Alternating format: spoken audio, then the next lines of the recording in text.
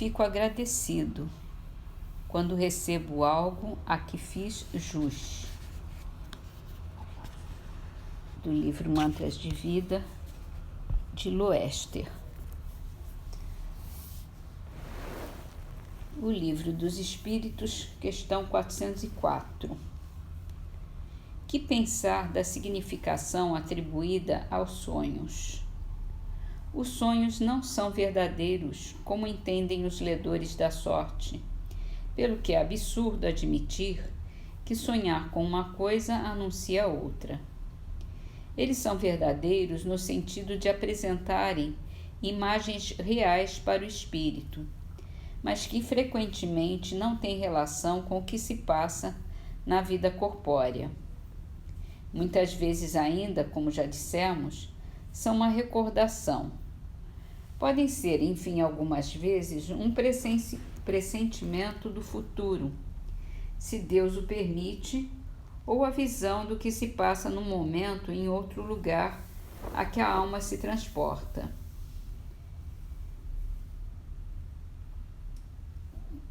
Tem-se numerosos exemplos de pessoas que aparecem em sonhos para advertir parentes e amigos do que está lhe acontecendo.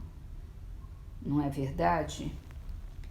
O que são essas aparições, senão a alma ou o espírito dessas pessoas que se comunicam com os encarnados? Quando se adquire a certeza de que aquilo que foi visto realmente aconteceu,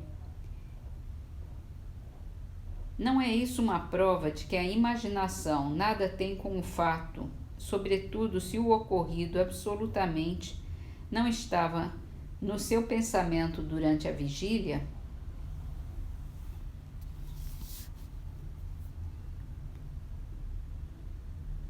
Na Gênese,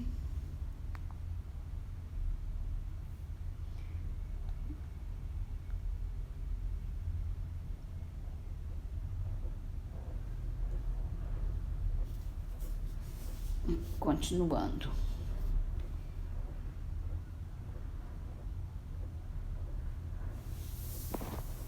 É o caráter da revelação espírita.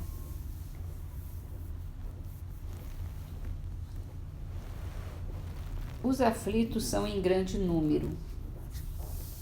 Não é, pois, surpreendente que tantas pessoas acolham uma doutrina que consola, de preferência, aqueles que se desesperam, porque é aos deserdados, mais do que aos felizes do mundo, que se endereça o espiritismo.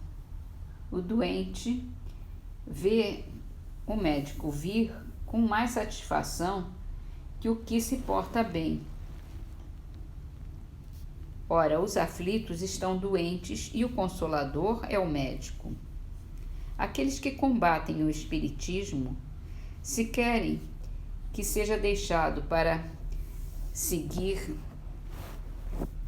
a eles, deve nos dar mais e melhor do que o espiritismo. Combatam mais seguramente as feridas da alma. Daí, pois mais consolo, mais satisfação ao coração, esperanças mais legítimas, certezas maiores. Façam do porvir um quadro mais racional, mais sedutor, mas não pensem em dominar com a perspectiva do nada, com a alternativa das chamas do inferno ou da beatitude e da inútil contemplação perpétua. A primeira revelação foi personificada em Moisés. A segunda revelação foi personificada em Cristo. A terceira não é em nenhum indivíduo. As duas primeiras são individuais, a terceira é coletiva. Este é um caráter essencial de grande importância. Ela é coletiva nesse sentido de que não tenha sido feita por privilégio de ninguém, que ninguém, por consequência, possa se dizer o profeta exclusivo. Ela tem sido feita simultaneamente sobre toda a terra, para 10 milhões de pessoas de todas as idades, de todos os tempos e de todas as condições, desde o mais inferior até o mais elevado da escala, conforme esta predição referida pelo autor dos Atos dos Apóstolos. Nos últimos tempos, disse o Senhor, verterei de meu espírito sobre toda a carne, vossos filhos e vossas filhas profetizarão, vossas jovens pessoas terão visões e vossos anciãos terão sonhos. Isso não saiu de nenhum culto especial, a fim de servir um dia a todos de ponto de referência. E agora, em Parnaso de Além-Túmulo, a poesia é de João de Deus, o mau discípulo.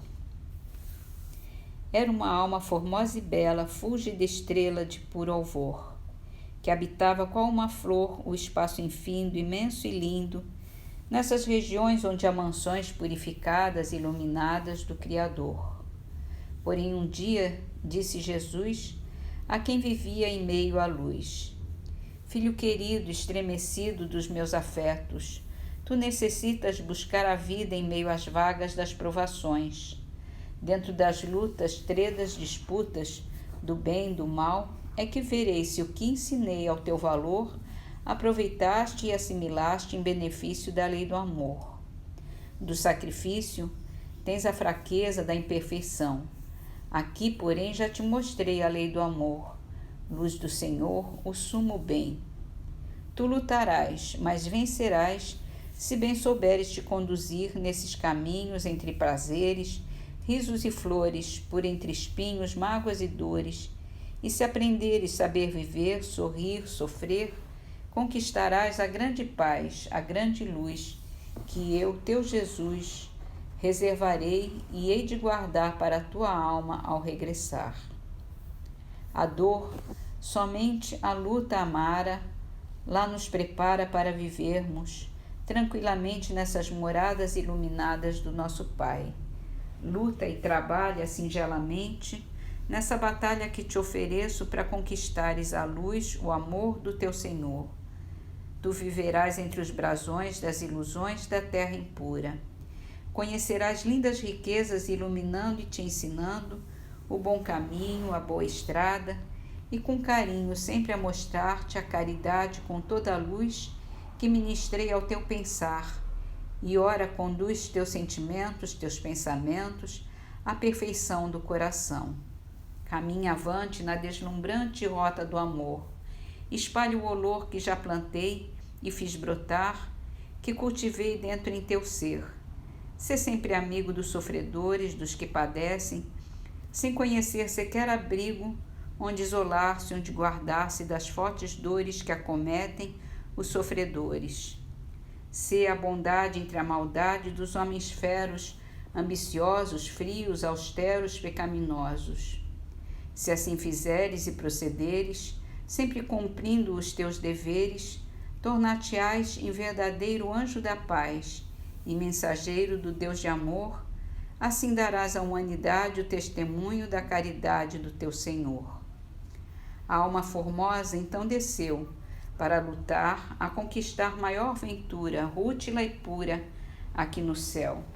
Então nasceu num lar ditoso, régio, faustoso dos venturosos, onde a alegria reinava e ria, constantemente proporcionando à rica gente que o habitava os belos gozos, lindos, formosos, mas irreais, desses palácios materiais. Ainda criança era adorado, felicitado nessa abastança. Naquele lar rico ao caçar dos abastados, ele então era a primavera dos áureos sonhos dos pais amados. Assim cresceu, belo esplendeu. Na mocidade ganhou saber nobilitante, a luz brilhante dessa ciência que na existência, por planetária, faz com que a alma se torne egoísta e refratária. A lei de Deus tornou-se esquivo, cruel e altivo. A humanidade não praticando, mas renegando a caridade. O que aprendera no infinito e prometera ao bom Jesus, tudo esquecer em detrimento do sentimento que então trouxera. Cheio de luz, refugiou-se na vã ciência, despreocupou-se com a consciência. Na academia dos homens sábios, ele esplendeu no vão saber. O infeliz ser viveu dos lábios, seu coração jamais viveu.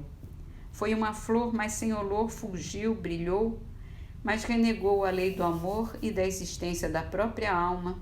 Por fim descreu, a relegar como um ateu, filho do mal, a imensa luz espiritual. Foi refratário ao próprio afeto dos pais que o amavam e idolatravam com maior ternura, dele esperando sua ventura. Os próprios filhos, suaves brilhos da nossa vida, nossa esperança encantadora, os desprezou somente amando sua ciência enganadora. Só procurou brilhar, fugir, nunca buscou assim cumprir sua missão. Sempre espalhou em profusão suas ideias tristonhas, feias do ateísmo desventurado. Nunca estancou uma só lágrima, nunca pensou uma ferida que brota na alma desiludida. Não consolou o que sofria, de quem fugia sem compaixão. Enfim, viveu só na ciência, nessa existência que passa breve. O ingrato teve 1000 ocasiões de praticar boas ações e espalhar o amor e a luz que o bom Jesus lhe concedera. Mas infeliz jamais o quis, porém, um dia a parca fria, a morte amara, cruel, ávara e dolorosa, o arrebatara nessa escabrosa e escura via e o conduziu para o infinito, onde num grito ele acordou do seu letargo, do sono amargo em que viveu. Ao descerrar o negro véu do esquecimento, sentiu seus olhos enevoados, tristes abrolhos no pensamento. Olhou o abismo do pessimismo em que vivera, por onde sempre se comprazera. Sentiu-se então abandonado, amargurado, na aflição. Somente assim, dentro da dor, lembrou de Deus, do seu amor, a implorar da luz dos céus consolação.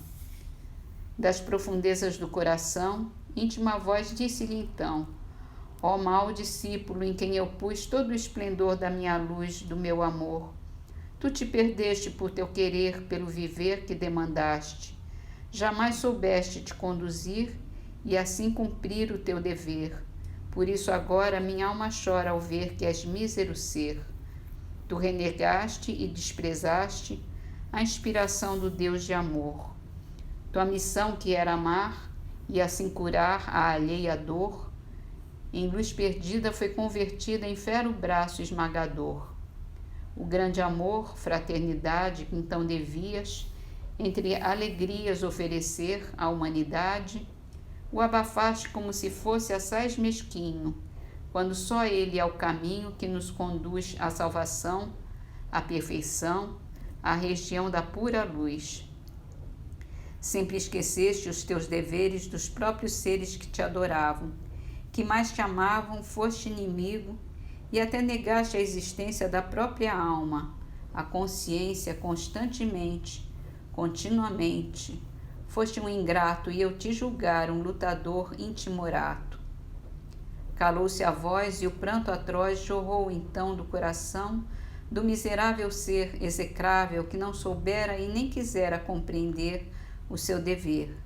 Entre lamentos e dissabores, padecimentos, frios, horrores, ele chorou e lamentou por muitos anos seus desenganos na senda triste, fatal, amara que assim trilhara na perdição.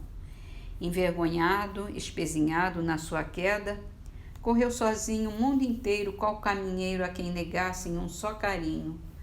Perambulou qual a asvero, sofreu, clamou, supliciado, e muitas vezes o seu olhar, amargurado, triste, pousou sobre o lugar onde pecou. A pobre mão sempre estendeu, pedindo pão, pedindo luz, a lamentar a sua cruz. Jamais alguém quis escutá-lo, o mesmo bem que ele fizera, assim lhe era retribuído. E o pobre espírito, desiludido, desanimado, desamparado, só encontrava consolação nas lágrimas tristes que derramava em profusão. Até que um dia, em que sofria, mais padecia a dor feroz, cruel e atroz, a alma triste e solitária, experimentada, extenuada, no atro sofrer, cheio de unção, por entre prantos formosos, santos, disse ao Senhor numa oração: ó Mestre amado, sei que hei pecado e transgredido as tuas leis, tendo comigo a tua luz, ó bom Jesus. E mesmo assim eu me perdi por meu querer, pois não cumpri o meu dever. Fui a grilheta da impiedade, pobre calceta da iniquidade. Mas tu, que és bom, tão justo e santo, sabes do pranto das minhas dores, no meu viver sem luz, sem flores, e hás de acolher minha oração cheia de fé. Dá-me o aculho da expiação para que seja exterminado o meu orgulho. Ó, dá-me agora a nova aurora de uma existência de provação. Quero sofrer dura pobreza, sempre viver na singeleza. O meu desejo é só voltar à terra impura onde eu pequei, para ofertar à criatura o grande amor que lhe neguei. Não quero ter nem um só dia dessa alegria que desfrutei, mas só trazer no coração todo o amargor da privação.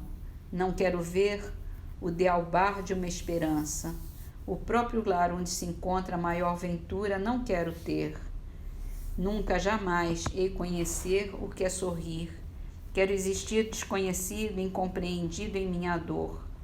Então serei ramo perdido, árido e seco, pelo vergel enflorescido, conhecerei a dor cruel que nos retalha o coração.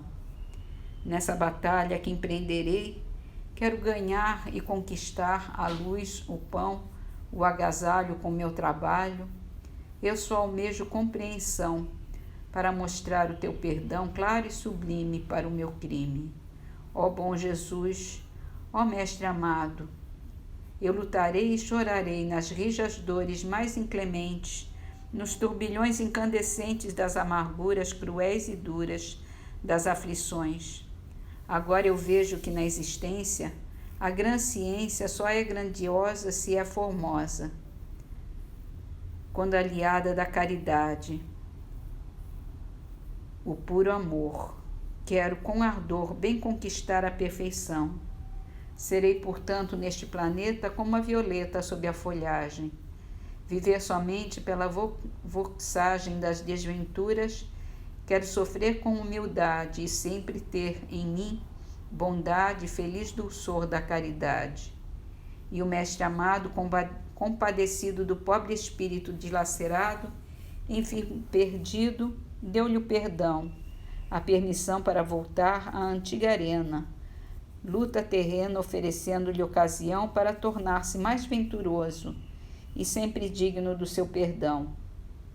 Seja bendito pelo infinito desenrolar e perpassar de toda a idade o bom Jesus, que com sua luz e eterno amor escuta a prece de quem padece, fazendo assim desabrochar o dealbar das alvoradas iluminadas, de muitas vidas belas queridas, para lutarmos e nos tornarmos dignos do amor inigualável, incomparável do Criador.